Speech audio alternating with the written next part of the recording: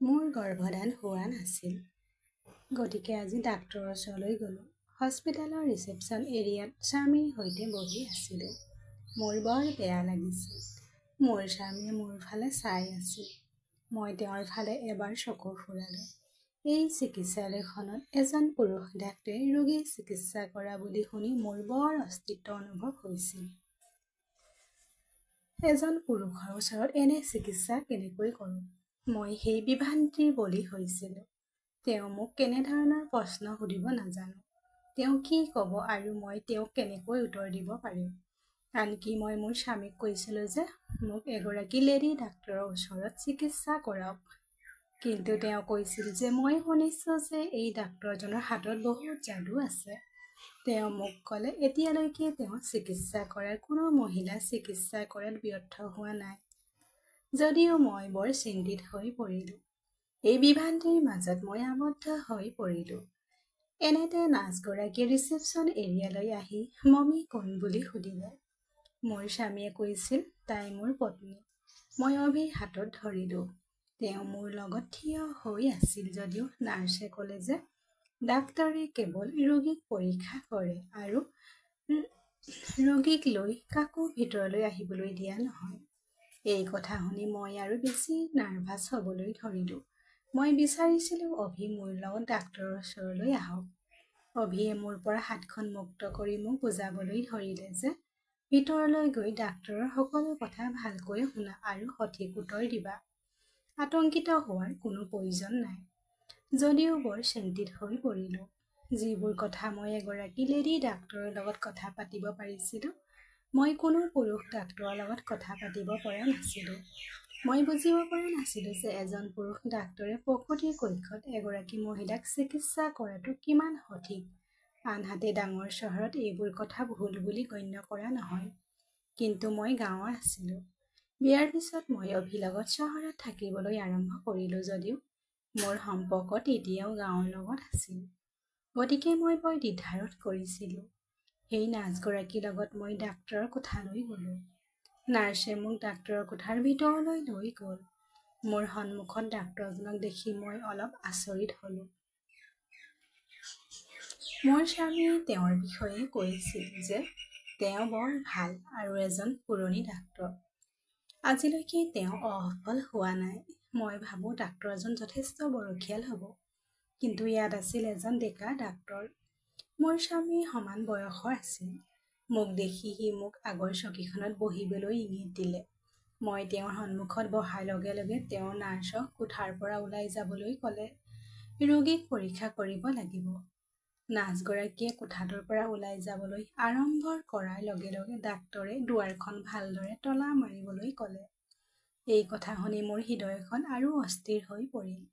নাৰ্ছে হাঁহি এটা মাৰি দুৱাৰ মাৰি কোঠাৰ পৰা ওলাই আহিল। প্ৰথমে ডাক্তৰে মোক মূৰৰ পৰা ভৰিলৈকে অতি সাৱধানে চালে। তাৰ পিছত তেওঁ মোক সোধা প্ৰশ্নটোত মই লাজতে ৰঙা-চিঙা পৰিলোঁ। ডাক্তৰে সুধিলে, তোমাৰ বিয়াৰ কিমান বছৰ পাৰ হৈ গ'ল? মই ক'লোঁ 6 বছৰ। তাৰ পিছত তেওঁ সুধিলে, আপুনি স্বামীৰ লগত যৌন সম্পৰ্ক স্থাপন কৰি সুখী হয় নে নহয়? সেই প্ৰশ্নৰ উত্তৰ দিব লাগে বুলি মই বুজিব পৰা নাছিলোঁ। লাজৰ বাবে মোৰ চকু দুটা তললৈ নামি আহিছিল। ডাক্তৰে পৰৱৰ্তী প্ৰশ্নটো সুধিলে, কেতিয়াৰ পৰা গৰ্ভধাৰণৰ বাবে ঔষধ খাই আছে? মই ক'লোঁ, যোৱা 2 বছৰৰ পৰা। ডাক্তৰে ক'লে, ইয়াৰ আগতে আপুনি গৰ্ভৱতী হৈছিল নেকি? মই ক'লোঁ যে মই বিয়া এবছৰৰ পিছত গৰ্ভৱতী হ'লোঁ, কিন্তু সেই সন্তানটো জন্ম দিব পৰা নাছিলোঁ। কাৰণ সেই সন্তানটো জন্মৰ আগতেই মৃত্যুমুখত পৰিছিল। মই ইচ্ছাকৃতভাৱে তেওঁৰ পৰা সত্যটো লুকুৱাই ৰাখিছিলোঁ।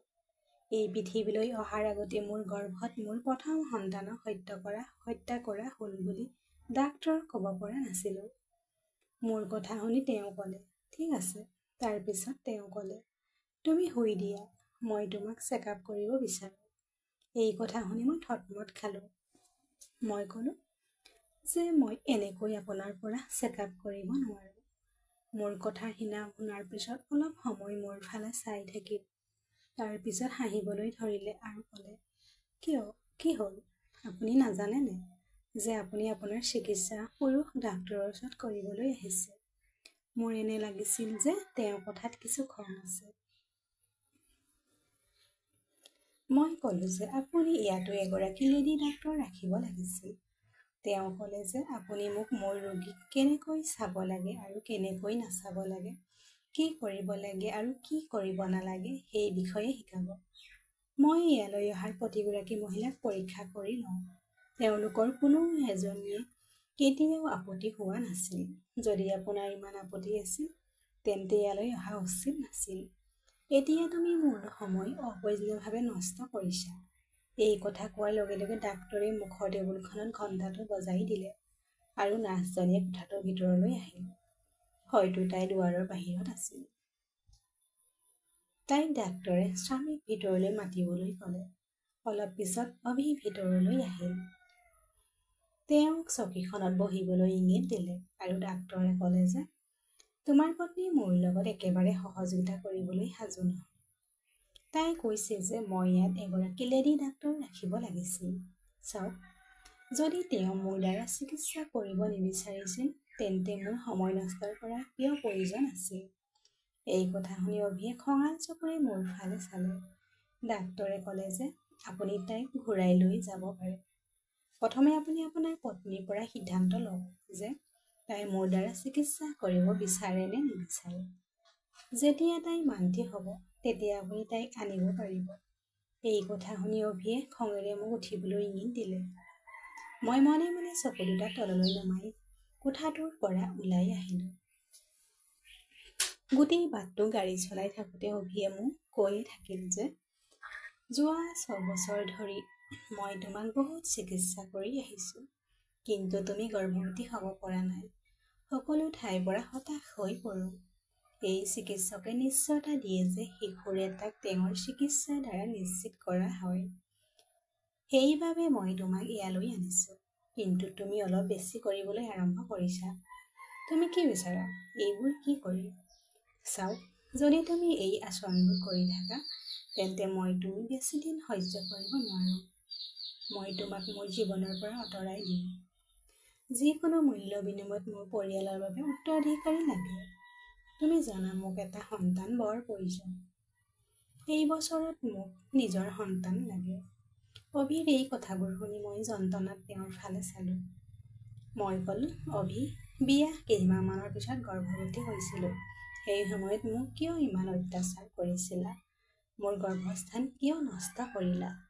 তাৰ বাবে সকলো সমস্যা হৈছে। যদি মই সন্তান জন্ম দিব পৰা নাই তেন্তে সেয়া তোমাৰ দোষ, মোৰ নহয়। আৰু তুমি মোৰ চিকিৎসা পুৰুষ ডাক্তৰৰ দ্বাৰা হোৱাটো বিচাৰা। আজি মোৰ খং উঠি গৈছিল।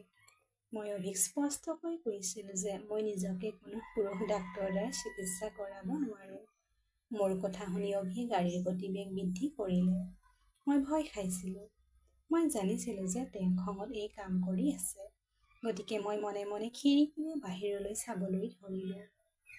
ময়ো ভয় খাইছিলোঁ, কাৰণ তেওঁ বহুত বেগেৰে গাড়ী চলাইছিল। কিন্তু যদি মই তেওঁক কওঁ যে মই ভয় খাইছোঁ, তেতিয়া তেওঁ আৰু বেছিকৈ গাড়ী গতি বৃদ্ধি কৰিব। এনেকুৱাই আছিল তেওঁৰ আবেগ। এই 4 বছৰত মই তেওঁক ভালদৰে চিনি পাইছিলোঁ। অভিৰ খং উঠিলে আৰু খঙত তেওঁ উন্মাদ হৈ পৰিব। খঙত একো দেখা নাপায় অভিৰ খং সহ্য কৰিবলৈ বাধ্য হ'লোঁ। মোৰ হাতত আন কোনো বিকল্প নাছিল। মই অতি দৰিদ্ৰ পৰিয়ালৰ আছিলোঁ। মা-দেউতাৰ একমাত্ৰ সন্তান মই আছিলোঁ। কিন্তু একমাত্ৰ সন্তানে পোৱা মৰম মই নাপালোঁ। ঘৰত সমৃদ্ধি থাকিলেহে শিশুৱে মৰম পায়। আমাৰ ঘৰত বহুত দৰিদ্ৰতা দেখিছিলোঁ। মই বহুত সৰুতে দেউতাৰ দুৰ্ঘটনা হৈছিল। সেই দুৰ্ঘটনাত তেওঁৰ 2খন ভৰি হেৰাই গৈছিল। তেতিয়াৰ পৰা মায়ে আনৰ ঘৰত কাম কৰিছিল আৰু তেতিয়াহে ঘৰৰ চৌকাত জুই জ্বলাইছিল। জীৱনটো জীয়াই থকা উৎসাহ দেউতাই হেৰুৱাই পেলাইছিল। বিচনাত পৰি ভিতৰি ভিতৰি কান্দিছিল।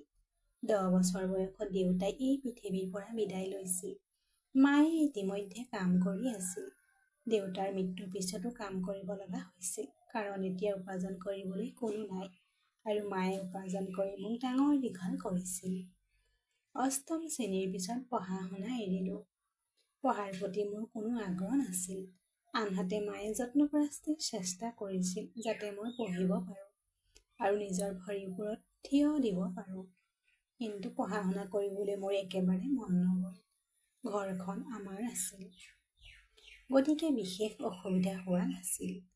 মায়ে যি টকা পায় সেই টকাৰে মোক পঢ়াব বিচাৰিছিল। মোক বুজাই দিছিল যে শিক্ষা অবিহনে জীৱন একো নাই। মায়ে কৈছিল যে মই মোৰ জীৱনটো কেনেবাকৈ কটালোঁ, কিন্তু মই তোমাক এটা সুখী জীৱন দিব বিচাৰোঁ। যদি তুমি শিক্ষা লাভ কৰা আৰু নিজৰ ভৰিৰে থিয় হ'বা আৰু কাৰো ওপৰত নিৰ্ভৰশীল নহ'বা। কিন্তু মোৰ কেতিয়াও পঢ়া শুনাৰ প্ৰতি কোনো আগ্ৰহ নাছিল। মা কামলৈ যোৱাৰ পিছত মই বন্ধু বান্ধৱীৰ লগত ওলাই গৈছিলোঁ। এতিয়া মায়ে মোক পঢ়া শুনাৰ বাবে আমনি কৰা বন্ধ কৰি দিছিল, কাৰণ বুজি পাইছিল যে মই এতিয়া পঢ়া নাই। এতিয়া জীৱনটো এনেকৈয়ে পাৰ হ'বলৈ ধৰিলে আৰু মোৰ বয়স হ'ল 22 বছৰ। মাৰ এজনী বান্ধৱী আছিল, যিয়ে বিয়াৰ পিছত চহৰত থাকিবলৈ আৰম্ভ কৰিছিল। মাৰ বন্ধু বান্ধৱী মাতৃগৃহত আমাৰ গাঁৱতে আছিল। এবাৰ মাৰ বন্ধু মাতৃগৃহলৈ আহি তাইও মাক লগ কৰিবলৈ আহিছিল। তাই একমাত্ৰ পুত্ৰৰ অভিভাৱে তাই মোক ভাল পাইছিল। আনহাতে মায়ে তাইক কৈছিল যে আমাৰ দিবলৈ একো নাই। কিন্তু মাৰ বান্ধৱীয়ে মোক বহুত ভাল পাইছিল আৰু যিয়ে নহওক, তাইও মাৰ বোজা লঘু কৰিব বিচাৰিছিল, কাৰণ মাৰ বিয়া সুস্থ হ'বলৈ আৰম্ভ কৰিছিল। গতিকে তাই মোক তাইৰ ল'ৰাৰ অভিনৱত বিয়া কৰাই দিলে। বিয়াৰ 5 মাহ হ'ল মায়ে এই পৃথিৱী এৰি থৈ গ'ল। মোৰ অতীতৰ পৃথিৱীৰ পৰা ওলাই আহি মই হঠাৎ থতমত খালোঁ, কাৰণ গাড়ীখন ঘৰৰ সন্মুখত আছিল। হাৰ্ড ব্ৰেকিঙৰ বাবে গাড়ীখন ৰৈ গৈছিল আৰু মোৰ মূৰটোৰ সন্মুখত বৰ্ডখনত খুন্দা মৰাৰ পৰা সংকীৰ্ণভাৱে সাৰি গৈছিল। গাড়ীৰ পৰা নামি অহাৰ আগতে অভিয়ে গাড়ীৰ পৰা নামি বৰ জোৰেৰে গাড়ীৰ দুৱাৰখন বন্ধ কৰি ঘৰৰ দুৱাৰ তৰা কৰিবলৈ ধৰিলে। এইটো দেখি মই বুজিলোঁ যে আজি মই আকৌ বিপদত পৰিছোঁ। এই মানুহজনক মোৰ মনত মানসিক ৰোগী যেন লাগিল। বিয়া হোৱাৰ পিছৰে পৰা জীৱনত সুখী হোৱা নাই। মই বুজিব পৰা নাছিলোঁ যে কেতিয়া সেই মানুহজনৰ মনৰ বিপৰীতে কিবা এটা হ'ব আৰু তেওঁ মোৰ জীৱনটো সুখী কৰি তুলিব। ঘৰত সোমোৱাৰ লগে লগে মোৰ বাহুত ধৰি টানি কোঠাটোৰ ভিতৰলৈ লৈ গৈ বিচনাত পেলাই দিলে আৰু ক'লে, তুমি বেছি কথা কোৱা। তুমি জানা যে মই তৰ্ক ভাল নাপাওঁ। এই কথা তুমি ভালকৈয়ে জানা। তথাপিও মই আজি তোমাক ক্ষমা কৰি আছোঁ। এতিয়াৰ পৰা মোৰ সন্মুখত ভদ্ৰ আচৰণ কৰা। মোৰ কথা ভালদৰে শুনা। কাইলৈ মই তোমাক আকৌ সেই ডাক্তৰৰ ওচৰলৈ লৈ যাম। সেই ডাক্তৰৰ ওচৰত নিজকে মনে মনে পৰীক্ষা কৰাব লাগে।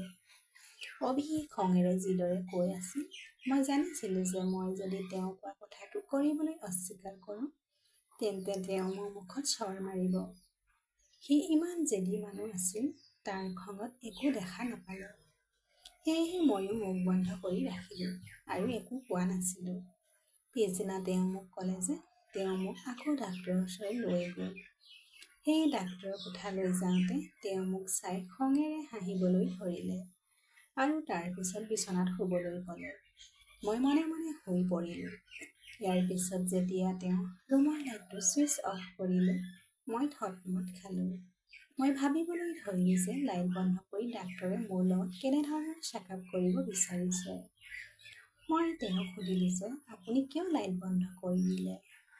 তেওঁ ক'লে যে এইটোৱেই মোৰ চিকিৎসাৰ একমাত্ৰ উপায়।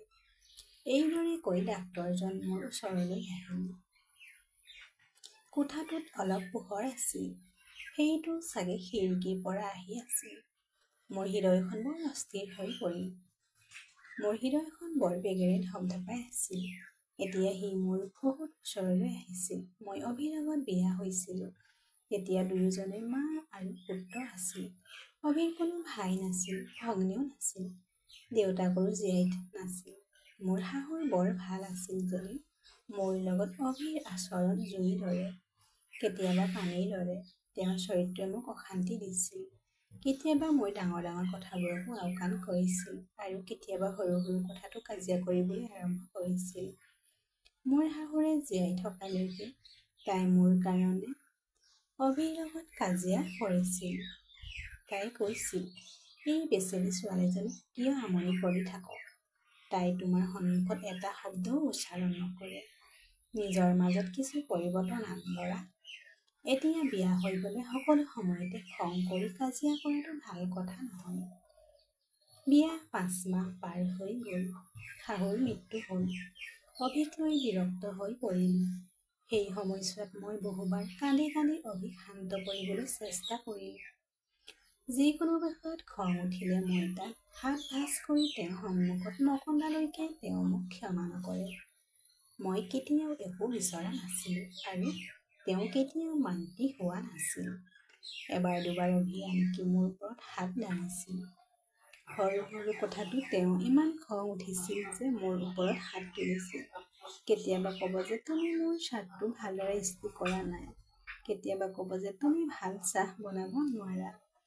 যি সময়ত মই তেওঁ ভাল লগা ধৰণে কামটো কৰিবলৈ জবৰদস্তি চেষ্টা কৰিছিলোঁ, কিন্তু তেওঁ কেতিয়াও মান্তি হোৱা নাছিল। বিয়াৰ কেইমাহমানৰ পিছত যেতিয়া মই প্ৰথমবাৰৰ বাবে গৰ্ভৱতী হৈছিলোঁ, তেতিয়া তেওঁ মোৰ লগত যি ব্যৱহাৰ কৰিছিল, মোৰ আত্মা কঁপিছিল। গৰ্ভৱতী হোৱা সেই দিনকেইটাত মোৰ স্বাস্থ্য অলপ বেয়া আছিল। সেয়েহে শাহুৱে মোক মোৰ ঘৰৰ ওচৰৰ চিকিৎসালয় এখনৰ ডাক্তৰৰ ওচৰলৈ লৈ গ'ল। ডাক্তৰে মোৰ টেষ্ট কৰি গৰ্ভৱতী হোৱাৰ ভাল খবৰটো ক'লে। ময়ো এই খবৰটো শুনি বৰ আনন্দিত হৈ পৰিলোঁ। সম্ভৱ আছিল তেতিয়া অভি এই খবৰটো গম পাব। তেতিয়া তেওঁ মৰম কৰি মোৰ যত্ন ল'বলৈ আৰম্ভ কৰিব। কিন্তু এইটো মোৰ ভুল বুজাবুজি আছিল। মোৰ শাহুৱে অভিক এই খবৰ দিয়াৰ লগে লগে তেওঁ খং উঠিল। খঙত তেওঁৰ চকু দুটা ৰঙা পৰিবলৈ ধৰিলে। মোৰ এনে লাগিল যে সি নিজাববীয়াকৈ আছে। খংটো সহ্য কৰি হৃদয়ত খংটো দমন কৰি আছিলোঁ। এই কথা দেখি মোৰ বৰ ভয় লাগিছিল। এই খবৰটো শুনি কিয় খং উঠিল মই বুজিব পৰা নাছিলোঁ। এইটো আছিল সুখৰ কথা। সেই নিশা যেতিয়া মই কোঠাটোলৈ আহিছিলোঁ, তেতিয়া তেওঁ বহুত চিগাৰেট খাই আছিল। গোটেই কোঠাটো ধোঁৱাৰে ভৰি পৰিছিল। যেতিয়া মই টেবুলৰ কাষলৈ চাইছিলোঁ, তেতিয়া নুমাই যোৱা চিগাৰেটৰ টুকুৰাবোৰে ভৰি আছিল। তেওঁ মোক কোঠাটোত আহি থকা দেখি ক'লে, আমাৰ বিয়া হোৱা মাত্ৰ কেইমাহমান হ'ল আৰু আপুনি এটা সন্তান জন্ম দিব বিচাৰে। তুমি গাঁৱৰ অজ্ঞান মহিলা। জীৱনটো উপভোগ কৰাৰ কিবা এটা উপায় শিকা। মই নিবিচাৰোঁ এটি সন্তানৰ দায়িত্ব বোজা এতিয়াৰ পৰাই লোৱা। মই থতমত খালোঁ। তেওঁৰ মুখৰ পৰা এই সকলোবোৰ শুনি। ময়ো ক'লোঁ, এইটো ভগৱানৰ উপহাৰ আৰু ইয়াত ভগৱানৰ ইচ্ছাও অন্তৰ্ভুক্ত। তেওঁ নিবিচৰা হ'লে সেয়া হ'ব নোৱাৰে। মোৰ কথা শুনাৰ পিছত তেওঁ ক'লে, মোৰ সন্তানৰ জন্ম হ'ব কেৱল মই ক'লেহে। ই ভগৱানৰ ইচ্ছা নহয়। যেতিয়া মই বিচাৰোঁ তেতিয়া মোৰ সন্তানটো এই পৃথিৱীলৈ আহিব আৰু যেতিয়া মই নিবিচাৰোঁ তেতিয়া কোনেও তেওঁক এই পৃথিৱীত আনিব নোৱাৰে। অভিমুখৰ পৰা এনেবোৰ কথা শুনি মোৰ বৰ বেয়া লাগিল। তেওঁ ক'লে, মই এতিয়াই কোনো সন্তান নিবিচাৰোঁ। মই 2 বছৰ উপভোগ কৰিব বিচাৰোঁ। কাইলৈ মই তোমাক হস্পিটেললৈ লৈ যাম আৰু তোমাৰ গৰ্ভপাত কৰি দিব। এই কথা শুনাৰ পিছত মই হঠাৎ অভিৰ ফালে চালোঁ। মই ক'লোঁ, অভি, মই এইবোৰ নকৰোঁ। এইটো এটা অপৰাধ যে শিশুটিৰ এই পৃথিৱীলৈ অহাই নাই। সেই শিশুটি প্ৰাণ এই পৃথিৱীলৈ অহাৰ আগতে মই কেনেকৈ ল'ম? মোৰ এই সন্তানটো জন্ম দিবলৈ মন গৈছে। অভিয়ে খঙেৰে ক'লে, তুমি কোন এইটো সিদ্ধান্ত ল'বলৈ? মোৰ সন্তান। মই সিদ্ধান্ত ল'ম। মই তাক এতিয়া এই পৃথিৱীলৈ আনিব নিবিচাৰোঁ। এইখিনি কোৱাৰ পিছত সি লাইটটো বন্ধ কৰি শুই থাকিল। গোটেই ৰাতিটো শুব পৰা নাছিলোঁ। অভিয়ে এতিয়া কি কৰিব নাজানে। ৰাতিপুৱা অভি সাৰ পোৱাৰ আগতে মই উঠি কোঠাটোৰ পৰা ওলাই আহিলোঁ।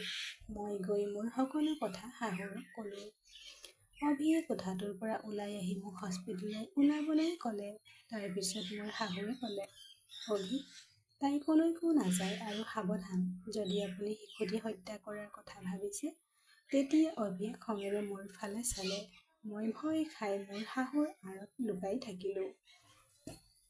তেওঁ মোৰ ফালে খঙেৰে চাই ওলাই গ'ল। তেওঁ 3 দিন ঘৰলৈ নাহিল। এতিয়া মই চিন্তা কৰিবলৈ আৰম্ভ কৰিলোঁ। অভি খঙত অন্ধ হৈ পৰিছিল। সি যিকোনো কামেই কৰিব। মোৰ শাহুৱে মোক একো কোৱা নাছিল। কিন্তু তাইও চিন্তিত যেন লাগিছিল। 3 দিনৰ পাছত অভি আহিছিল। তেতিয়াও তাইৰ চকু দুটা খঙত ৰঙা হৈ পৰিছিল। মই তাইৰ বাবে খাদ্য আনিছিলোঁ। সি প্লেটখন তুলি লৈ মাটিত পেলাই দিছিল। সি ক'বলৈ ধৰিলে, মোৰ দৃষ্টিৰ পৰা আঁতৰি যা। মই তোমাক মোৰ মৰম নিদিওঁ। মুখখনো দেখুৱাব নালাগে।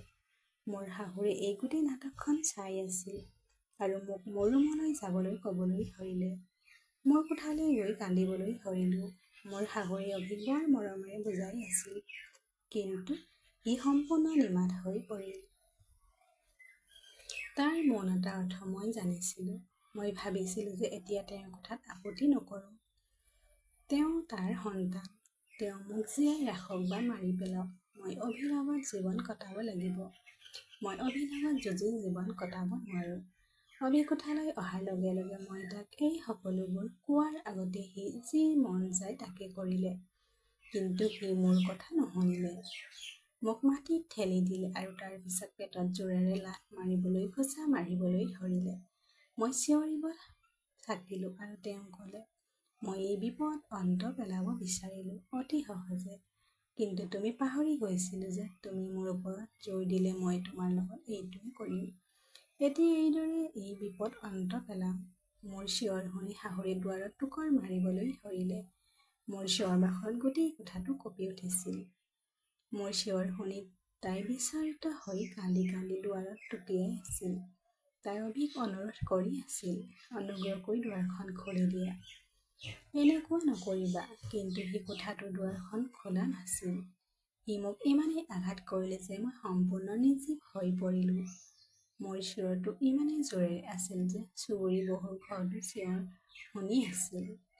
শাহুৱে মোৰ কোঠাৰ বাহিৰত থিয় হৈ কান্দি কান্দি দুৱাৰত টোকৰ মাৰি অভিক কৈ আছিল, ভগৱানৰ কাৰণে এই নিষ্ঠুৰতা নকৰিবা। দুৱাৰখন খুলি দিয়া। অভিয়ে দুৱাৰখন খোলা নাছিল। অভি, ভগৱানলৈ ভয় কৰা। কি কৰি আছা? কিন্তু মোৰ ভিতৰৰ সৰু ল'ৰাটোৰ হত্যা নকৰালৈকে অভিয়ে দুৱাৰখন খোলা নাছিল। চকুৰ পৰা চকুলো বৈ আহিছিল।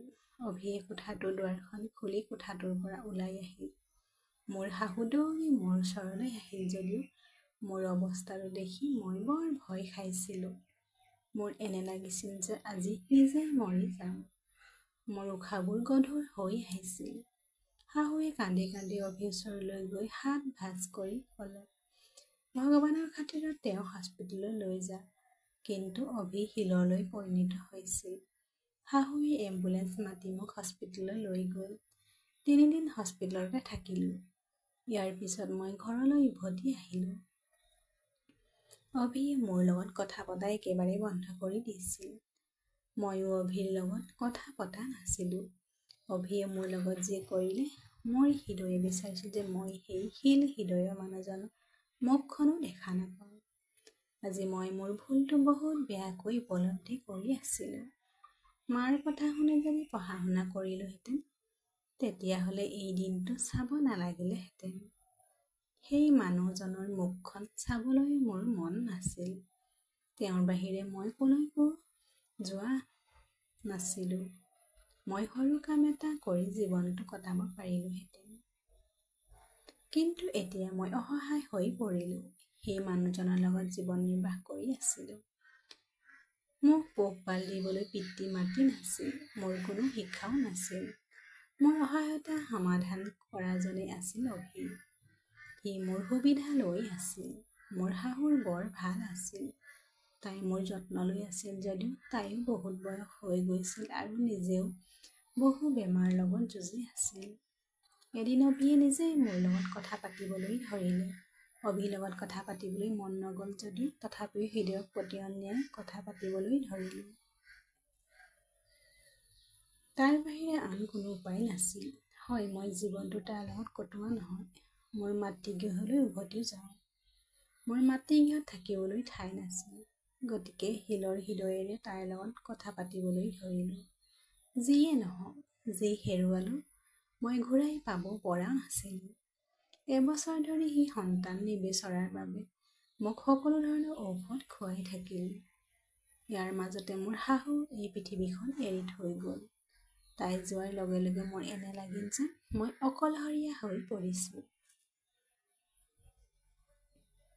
তাই তাত থকাৰ বাবে মোৰ সাহস আছিল আৰু অভিযান মুক্ত হৈছিল, কাৰণ আগতে মাৰ সন্মুখত মৃদুকৈ কথা পাতিছিল, কিন্তু এতিয়া মুক্ত হ'ল। এতিয়া প্ৰায় প্ৰতিদিনে মোৰ ওপৰত হাত দাঙিছিল, কেতিয়াবা চিঞৰিছিল, কেতিয়াবা বাচন বৰ্তন ভাঙিছিল। তাৰ পিছত এদিন তেওঁ মোক ক'লে যে এতিয়া তেওঁক এটা সন্তান লাগে। এই কথা শুনি মোৰ হৃদয় দুখী হৈ পৰিল। মোৰ ভিতৰৰ পৰা মাতৃ হোৱা হেঁপাহ নাইকিয়া হৈ গৈছিল। তেওঁ তেতিয়া সন্তান বিচাৰিছিল। তাৰ পিছত তেওঁ মোক ঔষধ দিয়া বন্ধ কৰি দিলে, কিন্তু তথাপি মই গৰ্ভধাৰণ হোৱা নাছিলোঁ আৰু এবছৰ পাৰ হৈ গৈছিল। তাৰ পিছত সি মোক এগৰাকী লেডী ডাক্তৰৰ ওচৰত লৈ গ'ল। লেডী ডাক্তৰে ক'লে যে গৰ্ভস্থানত আপোনাৰ কিছু সমস্যা হৈছে, যাৰ বাবে আপুনি কেতিয়াও মাতৃ হ'ব নোৱাৰিব। মোৰ স্বামীয়ে মোক বহুত অত্যাচাৰ কৰিছিল আৰু বহুত গালি-গালাজ কৰিছিল। হয়তো সেইবাবে ভগৱানে মোৰ পৰা এই সুখ কাঢ়ি লৈছিল। তাৰ পিছত সি কিয় সন্তান বিচাৰিছিল তাৰ গোপন কথাও জানিব পাৰিলোঁ। আচলতে মোৰ শাহুৱে অবিহলনী নাতি বা নাতিনী নামত নিজৰ সকলো সম্পত্তি এৰি থৈ গৈছিল।